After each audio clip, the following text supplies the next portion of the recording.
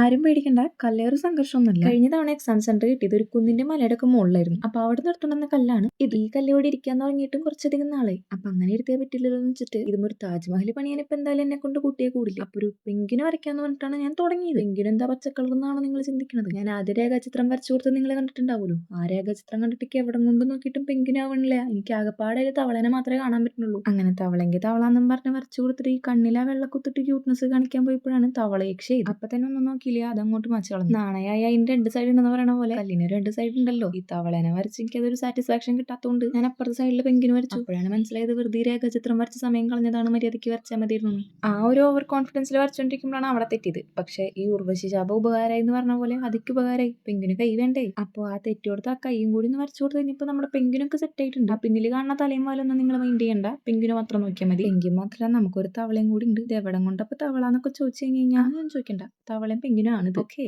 അപ്പൊ പിന്നെ വീഡിയോ ഇഷ്ടപ്പെട്ട് കഴിഞ്ഞാൽ ലൈക്കും കമന്റ് സബ്സ്ക്രൈബ് ഒക്കെ ഒന്ന് അമർത്തിയിട്ട് പൊക്കോ. അപ്പൊ നമുക്ക് അടുത്ത വീഡിയോയിൽ കാണാം. അപ്പൊ ഓക്കെ, ബൈ.